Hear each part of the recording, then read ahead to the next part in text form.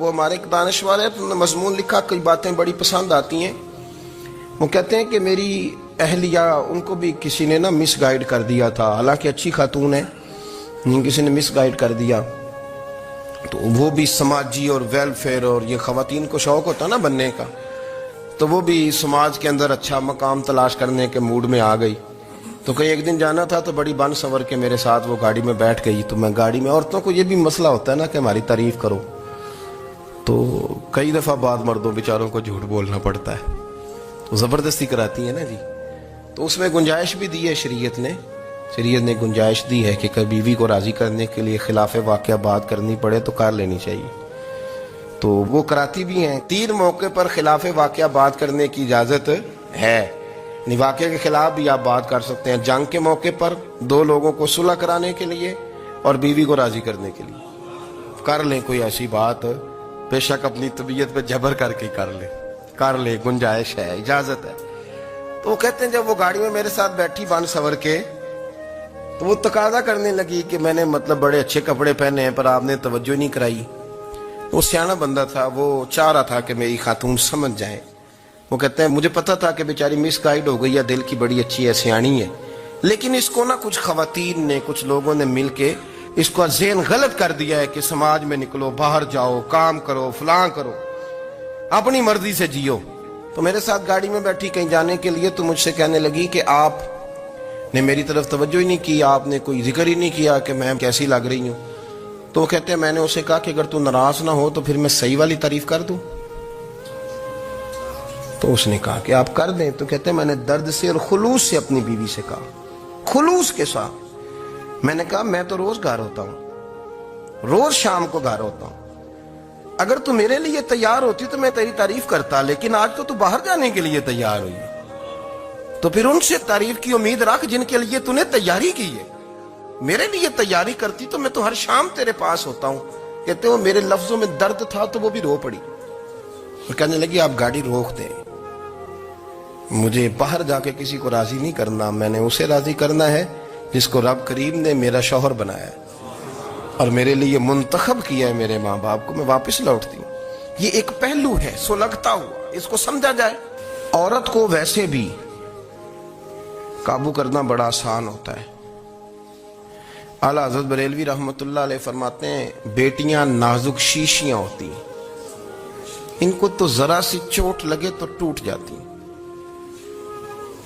دیکھیں کتنا بڑا جملہ کہا بریلی کے امام، نازک شیشیاں، ذرا کوئی آدمی گمراہ کرتا ہے، ذرا خراب کرتا ہے۔ اب دیکھیں نا، یہ جو بچیوں کو بچے مس گائیڈ کرتے ہیں، انہیں بڑے بڑے خواب دکھاتے ہیں، وہ بیچاری ماں باپ کو چھوڑ کے، بہن بھائی کو چھوڑ کے اس کے ساتھ شادی کرتی ہے، پھر جو اس کا بعد میں اشر ہوتا ہے، آپ ادلیاں نو سردار پہن تکے تے شرما والیاں نو چوٹے ڈولیاں دے۔ پھر وہ بیچاری ماں باپ رکھتے نہیں، وہ ظلم کرتا ہے، تو کتنی بڑی تکلیف میں وہ بچی آ جاتی۔ نازک شیشی ہوتی ہے نا تو ٹوٹ جاتی۔ یہی حال اب جدید خواتین اور یہ جو کچھ اینکر پرسن ہیں، یہ اصل میں نا یہ آپ کو سیاست سکھاتے ہیں، لیکن یہ مادر پیدر آزاد لوگ ہیں، بالکل آزاد۔ یہ تو علماء شور نہ کریں، بات نہ کریں، گفتگو نہ کریں، مشائخ بات نہ کریں، اور یہ جو کچھ سنجیدہ اور دینی طبقہ ہے یہ کوئی شور نہ کرے، یہ تو روڈوں پہ ننگے ہو کے آ جائیں معاذ۔ خوفناک نظریہ رکھتے ہیں یہ لوگ۔ عورت کو کہتے ہیں تیرے حقوق ہم تجھے لے کے دیں گے، مثلاً وہ کون سا حق ہے جو تم نے لے کے دینا ہے؟ میرے نبی کریم صلی اللہ علیہ وسلم نے اس کو بیٹی بھی بنایا ہے، اس کو بہن بھی بنایا ہے، اس کو ماں بھی بنایا ہے، اسے بیوی کا عالی شان رتبہ بھی عطا فرمایا ہے۔ اور چونکہ بیٹی کا بھی حق بڑا بیان کیا جاتا ہے، بہن کا بھی، ماں کا بھی، اور بیوی کے معاملے میں لوگ سمجھتے ہیں کہ زیادہ بات نہیں کرنی چاہیے، شاید مسئلہ خراب ہو جائے۔ حالانکہ نبی پاک صلی اللہ تعالیٰ علیہ وسلم نے بیوی کے بارے میں پتہ کیا فرمایا؟ فرمایا جب تم نکاح کر لیتے ہو تو اپنا ایمان محفوظ کر لیتے ہو۔ اب میں اس کی شرح نہیں کرتا، اب خود کر لیجئے گا کہ وہ ایک ایسی شخصیت ہوتی ہے کہ جس کی موجودگی میں آپ کا ایمان محفوظ ہے۔ اب میں نہیں سمجھتا کہ اس سے بڑی بات کوئی اور ہو سکتی ہے، جس کی موجودگی میں آپ کا ایمان، اور بھئی یہ حدیث پاک عرض کر رہا ہوں، نکاح جب کوئی کر لے تو اس نے اپنا ایمان مکمل کر لیا. اس کا معنی یہ ہوا کہ آپ کا ایمان محفوظ ہے اس کی موجودگی میں. تو اس سے زیادہ بھی یعنی ایمان سب سے قیمتی چیز ہے نا, تو اس کے محفوظ ہونے کی وجہ حضور نے نکاح بیان کر دی. اب میرا خیال ہے بی بی اگر کوئی اس سے بڑا حقوق مانگے گی تو بیوقوفی کرے گی. اتنا بڑا درجہ نبی کریم نے اسے عطا کر دیا, اتنا بڑا مقام دے دیا کہ تو خامند کے ایمان کے محفوظ ہونے کا ذریعہ بن گئی ہے. عورت کو جو حقوق رسول کریم صلی اللہ تعالی علیہ وسلم نے عطا فرمائے, نبی پاک نے جو حقوق دیے, دیکھیں نا حضرت عبداللہ ابن عمر رضی اللہ تعالیٰ عنہ کی اہلیہ بیمار تھی, تو جلدی جلدی سے وہ آئے. تو جب بہت جلدی ہو, سفر بڑا شدید تھا, تو آپ نے جلدی سے نماز ادا کی, جلدی سے چلے. آپ کے خادم کہنے لگے حضور خیریت ہے؟ فرمایا میری بیوی بیمار ہے. تو اس نے عرض کی حضور آپ کی اہلیہ بیمار ہے, تو آپ نے نماز بھی جلدی سے پڑھی, سفر بھی جلدی جلدی کیا. تو فرمانے لگے یہ وہ چیزیں ہیں جو ہمیں مدینے والے رسول نے سکھائی. آپ اس کیفیات کو سمجھیں کہ حضور صلی اللہ علیہ وسلم نے درس دیا. اور پھر ایک اور بہت بڑی بات, یہ فضیلت کسی اور کو نہیں دی. جو عورت کو حضور نے فضیلت دی, یہ فضیلت کسی اور کو نہیں دی. کبھی حضور نے فرمایا کہ تمہارا ابا تمہارے ساتھ بہت سخت رویہ کرے تو تم نے اس کو اس سختی پر داد دینی ہے.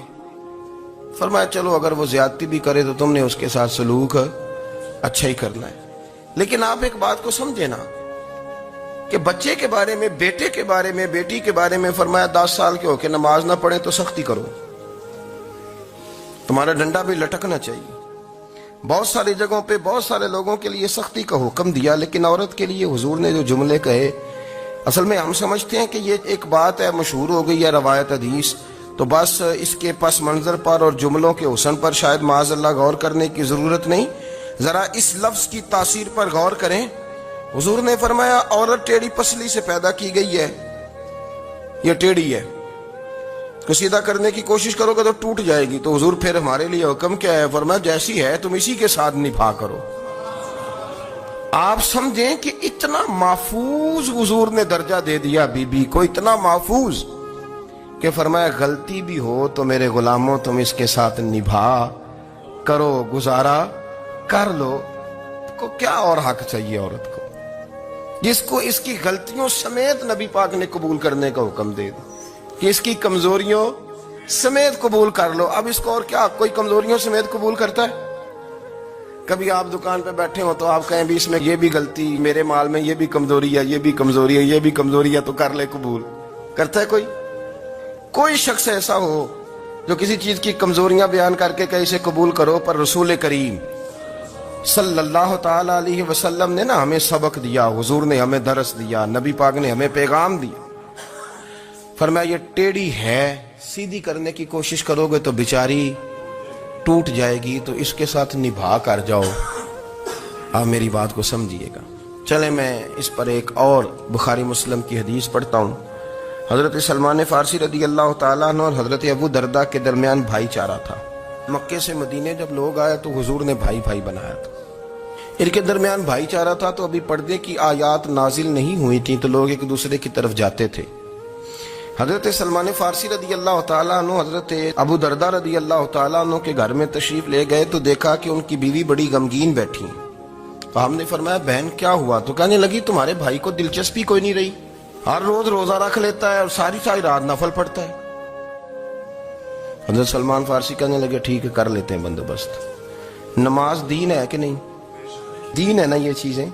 لیکن حضرت سلمان فارسی جناب ابو دردہ سے کہنے لگے آج میں نے تیرے گھر میں رہنا رات کو, کیونکہ وہ تو ساری رات نماز پڑھتے تھے, نفل پڑھتے تھے. انہوں نے کہا ٹھیک ہے, ایک بستر لا کے بچھا دیا حضرت سلمان فارسی کے لیے. سلمان فارسی فرمانے لگے دوسرا بھی لا. کہا وہ کیا کرنا ہے؟ فرمانے لگے تو نے بھی سونا ہے, میں نے بھی سونا ہے, تو نے بھی سونا ہے. عشاء پڑھیں گے اور پھر دونوں سوئیں گے. کہا میں نے تو نماز پڑھنی ہے. فرمایا تہجد کے وقت اٹھ کے پڑھیں گے, اللہ کے رسول بھی رات آخری حصے میں جا کے نماز پڑھتے. ادھر ساتھ سلا لیا. وہ تھوڑی کو دیر سوئے, اب عادت تھی ساری رات اٹھنے کی, ذرا اٹھنے لگے بستر سے. تو حضرت سلمان فارسی فرمایا چپ کر کے سو جا, وہ بڑی رات پڑی ہوئی, چپ کر کے سو جا. وہ لیٹ گئے, پھر اٹھنے لگے, تو فرمایا سو جا چپ کر کے, بڑا ٹائم ہے. سحری کے وقت اٹھے, نفل پڑھے. ان کا ارادہ تھا روزہ رکھنے کا, تو فرمانے لگے کل رکھا تھا نا. نفلی روزہ جی رکھا تھا، پرسوں بھی رکھا تھا، ترسوں بھی رکھا تھا، فرمایا آج نہیں رکھنا، آج میں تیرا مہمان ہوں، سارا دن کٹھے مل کے روٹیاں کھائیں گے، آج نہیں روزہ رکھنا، سلا دیا۔ اب حضرت ابو درداء رضی اللہ تعالیٰ عنہ کہہ تو کچھ نہ سکے، پر کہنے لگے سلمان تم پتہ تم کیا کر رہے ہو، نہ تم نے مجھے رات اٹھ کے زیادہ نفل پڑھنے دیے، سویرے روزہ نہیں رکھنے دیا۔ تو حضرت سلمان فارسی کہنے لگے کوئی لمبی بات تو نہیں نا، چلتے ہیں نا ابھی فجر میں مسجد نبی میں، تو نبی پاک کو بتاتے ہیں، سرکار دو عالم علیہ السلام کی خدمت میں تو اپنی بات کرنا، میں اپنی کروں گا، حضور نتیجے کا اعلان فرما دیں کہ بات طے ہو جائے گی۔ حاضر خدمت ہوئے، عرض کی یا رسول اللہ صلی اللہ تعالیٰ علیہ وسلم یہ ساری رات نفل پڑھتے ہیں، ہر روز روزہ رکھتے ہیں، ان کی اہلیہ غمگین بیٹھی ہیں، حکم فرمائیں۔ تو نبی پاک صلی اللہ علیہ وسلم نے فرمایا پھر ہوا کیا؟ یا رسول اللہ میں نے رات سلایا ہے، سحری میں اٹھایا ہے، سویرے روزہ نہیں رکھنے دیا۔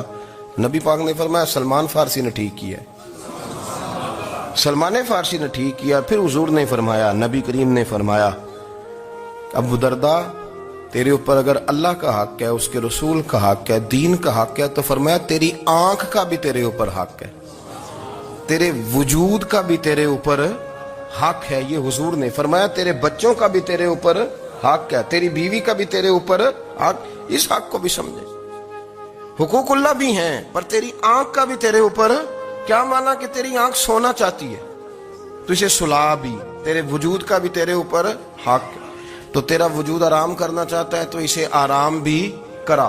اور پھر وہاں نبی پاک صلی اللہ علیہ وسلم نے فرمایا میں تم سب، سننا یہ لفظ حدیث کے، حضور نے اسی موقع پر فرمایا میں تم سب سے زیادہ اپنے رب کو جانتا ہوں اور میں تم سب سے بڑھ کر اپنے رب سے ڈرتا ہوں۔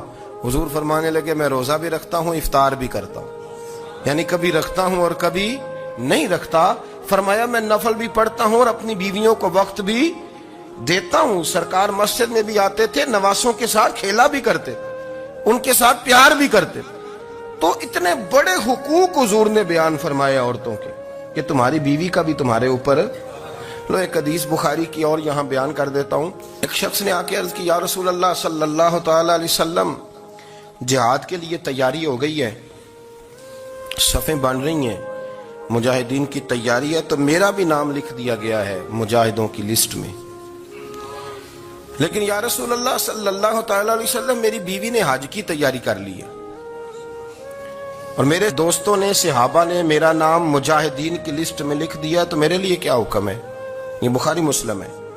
تو نبی پاک صلی اللہ تعالی علیہ وسلم نے فرمایا جہاد پہ کوئی اور چلا جائے گا تو بیوی کے ساتھ حج کرنے جا، اسے محرم کی ضرورت ہے، وہ تیرے بغیر کیسے جائے گی؟ مجاہدین کو تو اور مجاہد مل جائے گا، پر تو اپنی بیوی کے ساتھ جانا۔ تو نبی پاک صلی اللہ علیہ وسلم نے مرد کو محافظ بنایا ہے، عورت کو مرد کا قیدی نہیں بنایا، بلکہ عورت کو حفاظت عطا کی اور مرد کو اس کا محافظ بنایا۔ اب بچیاں آزاد ہونا چاہتی ہیں، اور آزادی بھی وہ والی کہ جو بنیادی طور پر آزادی نہیں، فحاشی ہے۔ میں نے بہت پہلے کہا ہے کہ اسلام بیٹیوں کو قیمتی سمجھتا ہے۔ جس بندے کے پاس 20 تولے سونا ہو وہ چوک میں لے کے نہیں آتا، وہ قیمتی چیز ہے، اس نے چھپا کے رکھی ہوتی ہے۔ تو جو نبی پاک صلی اللہ علیہ وسلم کا کلمہ پڑھنے والے بیویاں، اسلام انہیں قیمتی سمجھتا ہے، کہتا ہے کہ تم قیمتی ہو لہذا گھر کے اندر رہو، تم باہر نہ ہو۔ لیکن عورتیں ہیں کہ ان کو بلا وجہ لوگ خراب کر دیتے ہیں اور بلا وجہ وہ اس مغالطے کا شکار ہو جاتی ہیں۔ اب آگے بڑھتے ہیں۔ قرآن مجید نے سورہ نور کی آیت نمبر 30 میں کہا کہ کل للمؤمنین یغضوا من ابصارہم، فرمایا کہ اے محبوب علیہ السلام مومن مردوں سے کہہ دو کہ اپنی نظریں جھکا کے رکھیں، اپنی نظریں۔ اور اگلی آیت میں فرمایا وَقُلْ لِلْمُؤْمِنَاتِ یغضضن من ابصارہن، فرمایا کہ اے محبوب مومن عورتوں سے بھی کہہ دو کہ اپنی نظریں جھکا۔ مرد بھی اپنی نظر جھکا کے رکھے گا عورت کی طرف، لیکن یہ ساری پابندی صرف مرد پر نہیں، عورت بھی غیر محرم کا چہرہ نہیں دیکھے گی، اس پر بھی اسی طرح نظر جھکانے کا حکم ہے جس طرح کہ وہ ہر دکاندار کو بھائی جان کہہ کے گفتگو کرنے کی اس کو بھی اجازت نہیں ہے کہ وہ سمجھے کہ پابندی تو مرد نے کرنی تھی، میں نے تھوڑی کرنی تھی۔ وہ جس کے پاس جائے، جہاں بھی جائے، ڈاکٹر کے پاس جائے، باہر جائے، تو وہ جس طرح مرضی اس کا دل چاہے وہ بات چیت کرے، اس کی عورت کو بھی اجازت اسلام نہیں دیتا. بنیادی طور پہ اسلام شرم و حیا کا دین ہے. حیا کی بات کرتا ہے. حیا کی جب ہم تعریف کرتے ہیں تو حیا کی تعریف یہ ہے کہ کوئی کبھی چیز دیکھ کے نا تو آپ کی طبیعت میں کراہت محسوس ہو, آپ کوئی غلط جملہ منہ سے نکالتے ہوئے ذرا جھجکیں, آپ کوئی غلط بات کرتے ہوئے تھوڑا بوجھ محسوس کریں. ہمارے ہاں تیزی سے فروغ پایا ہے بے حیائی نے. سنگیوں کی محفلیں, یاروں کی محفلیں, اس میں غلیظ گفتگو ہوتی ہے الا ماشاء. جن دوستوں کو بڑی پاک صاف گفتگو کرنی چاہیے. دوستی کا رشتہ بڑا مقدس رشتہ ہے. جو یہاں ایک دوسرے سے پیار کریں گے جنت میں بھی اکٹھے داخل کیے جائیں گے. شرط یہ ہے کہ پیار اللہ رسول کی رضا کے لیے ہو, لیکن اس کے اندر اگر آپ کی گفتگو کچی ہو, کمزور ہو, فحاشی والی ہو, عریانی والی ہو. وہ ہمارے ہاں تو اب اس کو لوگ فیشن سمجھتے ہیں, اس کو مردانگی کی علامت سمجھتے ہیں کہ وہ جی ساری باتیں جی وہاں ہو گئی اور جس کا جو جی چاہا اس نے کہا. آپ جب حیا کے دائرے میں ہوتے ہیں تو آپ خود بھی سکون محسوس کرتے ہیں. دیکھیں نا, آپ کو نیند سکون سے کہاں آتی ہے؟ جہاں کمرہ بند ہو, چاروں جانب دیوار ہے, اوپر چھت ہے, خالی دروازہ بھی کھلا ہوا ہونا تو جب بندہ سکون لینا چاہتا ہے تو کہتا ہے یار ذرا دروازہ ذرا بند کر دو. وہ اچھی طرح اپنے آپ کو چھپا لیتا ہے نا حیا کے پردے میں, تو اللہ اسے سکون عطا کرتا ہے. اور جو اس سے بھی زیادہ ٹھنڈی نیند میں جانا چاہتا ہے وہ کہتا ہے لائٹ بھی بند کر دو. اب وہ مکمل طور پہ سمجھتا ہے کہ میں چاروں جانب سے چھپ گیا ہوں, اگر میں کھل کے بھی سو جاؤں گا تو میرا چونکہ پردہ قائم ہے تو مجھے کوئی دشواری نہیں ہوگی. آپ جب چھپ جاتے ہیں, جب آپ حیا کے اندر سمٹ جاتے ہیں, جب آپ چادر کے اندر آ جاتے ہیں تو آپ بہت ساری جگہوں پہ آسانی محسوس کرتے ہیں. تو حیا تو آپ کو سکون دیتی ہے, حیا تو دل کو راحت دیتی ہے. میں بڑی ذمہ داری سے بات عرض کرتا ہوں, قرآن مجید نے نا ایک مقام پہ مذاق کو, ایک مزاح ہوتا ہے خوش طبی, وہ نہیں مذاق, مذاق اڑانا. قرآن پاک نے نا مذاق کو ایک جگہ پہ جاہلوں کا طریقہ بھی قرار دیا ہے. بنی اسرائیل کے لوگوں سے حضرت موسیٰ نے کہا کہ گائے ذبح کرو اور ایک ٹکڑا مقتول کو مارو, زندہ ہو کے خود بتا دے گا مجھے کس بندے نے قتل کیا. تو کہنے لگے آپ ہمارے ساتھ مذاق کر رہے ہیں. تو قرآن مجید کہتا ہے کہ حضرت سیدنا موسیٰ علیہ السلام فرمانے لگے اعوذ باللہ ان اکون من الجاہلین. فرمانے لگے میں اللہ کی پناہ مانگتا ہوں کہ میں جاہلوں میں سے ہو جاؤں. یہ مذاق کرنا تو جاہلوں کا طریقہ ہے.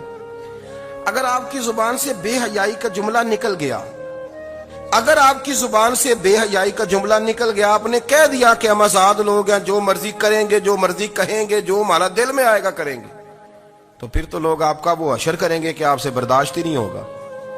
جس کا لوگ مذاق بنا لیتے ہیں اور جو مذاق بن جاتا ہے پھر اسے کوئی جینے دیتا ہے. آپ حیا کی چادر میں چھپیں گے تو بچیں گے. اگر آپ نے اپنا مذاق بنوا لیا یہ کہہ کے کہ میں نے مرضی کرنی ہے, پھر یاد رکھنا چھپنے کو جگہ نہیں ملے گی, پھر تکلیف میں آ جائیں گے, پھر بہت بڑی اذیت کا شکار ہو جائیں. شرم و حیا, عرب کے اندر جو کنواری لڑکیاں تھیں ان میں بڑی حیا ہوتی تھی. الحمدللہ میں بڑے فخر سے کہتا ہوں کہ میرے پنجاب کی, میرے پاکستان کی بیٹیاں بھی 20 دفعہ ان کا ابا کہے تیری شادی کرنی ہے تو وہ آنکھ نہیں اٹھا پاتی آج بھی. یہ تو وہ چند لوگ ہیں جو کہتے ہیں ہم ہائی کلاس ہو گئے, ہمیں نہیں پتا کہ وہ روشن خیال ہو گئے ہیں کہ روغن خیال ہو گئے, پتہ نہیں کدھر چلے گئے. ورنہ ہماری بیٹیاں آج بھی جب ان سے ان کا باپ, ان کی ماں بات کرتی ہے تیری شادی کی, تو وہ تو شرم کے ساتھ پچھلے سے پچھلے کمرے میں چھپتی ہیں. یہ اللہ نے فضل کیا ہوا ہے اس ملت پر. تو عرب کی لڑکی بڑی حیا والی ہوتی تھی, اس سے کوئی بات کرنی پڑتی تھی تو 20 دفعہ بات کی جاتی, پھر بھی وہ عورت چھپتی پھرتی تھی. حضرت عائشہ صدیقہ رضی اللہ تعالیٰ عنہ فرمانے لگیں میرے نبی پاک صلی اللہ علیہ وسلم عرب کی کنواری لڑکیوں سے بھی زیادہ حیا کرنے والے. قاضی اعجاز مالکی نے, شیخ عبدالحق محدث دہلوی نے, دیگر بزرگ جو سیرت نگار گزرے انہوں نے لکھا ہے کہ نبی پاک صلی اللہ علیہ وسلم کے اندر 100 مردوں سے زیادہ طاقت تھی. 100 مردوں سے زیادہ طاقت. اب جو بات کہنے لگا ہوں, جو نتیجہ دینے لگا ہوں, اس پر خاص توجہ آپ فرمائیں گے. ذرا فکری طور پر, نظریاتی طور پر ایک چیز کو سمجھیے. ہم سمجھتے ہیں کہ جوان لڑکا ہے جی جو مرضی کرے, عمر ہے جی. آپ ذرا بات پر غور کیجئے گا کہ حضور صلی اللہ علیہ وسلم میں طاقت 100 مردوں سے زیادہ ہے اور حیا کواری لڑکیوں سے بھی زیادہ ہے. ذرا اس بات کا تقابلی جائزہ کیجئے گا کہ طاقت 100 مرد